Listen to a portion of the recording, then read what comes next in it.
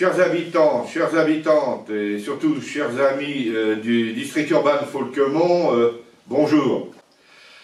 Alors sachez que mes collègues élus districaux et moi-même, nous sommes plus que jamais mobilisés à l'écoute de tous, particuliers, entreprises, associations, pour poursuivre sur le terrain de notre action et préparer cet avenir proche. Alors, évidemment, nous gardons un fil conducteur.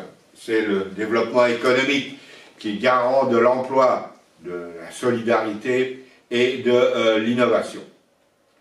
Et c'est en ce sens que nous avons engagé ces derniers mois un ensemble de programmes structurants en veillant au strict respect de l'équilibre et de la solidarité entre les secteurs les plus urbanisés. Ce sont 120 emplois supplémentaires que nous avons pu constater en un an sur nos zones d'activité.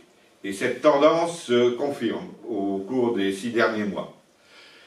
Et grâce à cette base solide, robuste, nous orientons notre développement vers la création de nouveaux outils en matière d'aménagement du territoire, en matière d'aménagement économique, pour conforter auprès des entreprises notre rôle de facilitateur. Alors, nous allons amorcer les phases opérationnelles d'extension de nos zones d'activité, que ce soit à Triclin pour la zone industrielle, à Créange pour la zone artisanale, afin de dégager raisonnablement du foncier pour les porteurs de projets. Nous avons créé un bâtiment relais pour accueillir de multiples activités, alors notamment dans le domaine lié à la recherche, au développement dans le secteur sanitaire. Je citerai Biola, entreprise spécialisée dans la décontamination des objets contre les charges virales. Ce sont 6 emplois qui viennent d'y être créés.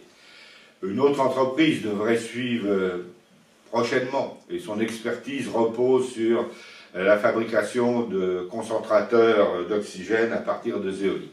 Dans l'année qui vient, nous allons procéder à la réhabilitation en partenariat avec le centre Raymond Barre de son pôle hébergement qui accueille de l'ordre de 5000 stagiaires par an.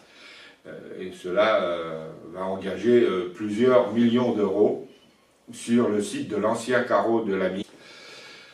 Pour les personnes les plus éloignées de l'emploi, bénéficiaires du RSA, nous pérennisons l'atelier palette qui repose sur la formation à la fabrication de mobilier en palette recyclée, et avec le groupe Valo, qui est notre partenaire, nous allons mettre en place un chantier d'insertion menuiserie. Nous allons réaliser un foyer pour l'hébergement des travailleurs handicapés de l'ESSAT.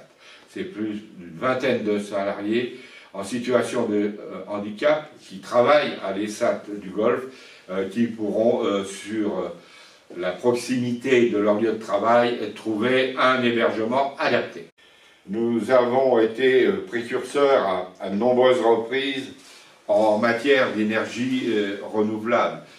C'est actuellement 16 éoliennes, bientôt 26, 2 centrales photovoltaïques et 3 sites de méthanisation qui, sur notre territoire, produisent de l'énergie verte à hauteur de 190 000 mégawatts.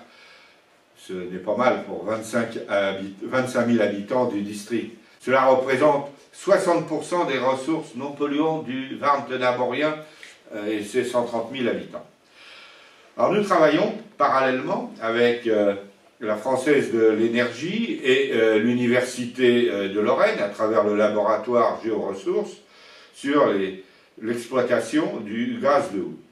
Je crois qu'il ne faut négliger aucune chance, il faut tout tenter, avec prudence bien évidemment, en faveur de notre indépendance énergétique. Nous ambitionnons de développer une plateforme de tomographie qui serait la seule dans le Grand Est, afin de proposer aux entreprises un contrôle non destructif de pièces techniques destinées à répondre aux besoins d'entreprises industrielles des secteurs de l'aéronautique, de l'automobile, de la pétrochimie, voire le spatial et le ferroviaire. En 2020, nous poursuivons l'expérimentation en quelque sorte de musée à ciel ouvert, durable, autour d'un sentier de découverte permanent, autour du site du golfe de Folquemont-Pompierre, avec une deuxième exposition sur la base d'un concours photo pour 2022. On peut dire peut-être à l'image de Loïc Villemain, le chef étoilé du restaurant Toya, que nous nous efforçons de travailler, de valoriser les éléments naturels qui nous entourent pour véhiculer la qualité de notre savoir-faire, de notre savoir-vivre local, dans un cadre respectueux de la nature. Soyez assurés que l'équipe du district, élus et fonctionnaires, continuera à œuvrer pour que chaque habitant du district trouve sur son territoire les conditions d'y travailler et d'y vivre dans la dignité. Et à cette fin, je vous souhaite à toutes et à tous une excellente année 2022 qui soit riche de vos projets, des projets qui vous tiennent à cœur, car c'est ainsi que vivra le district urbain de Folquemont. Merci à vous tous.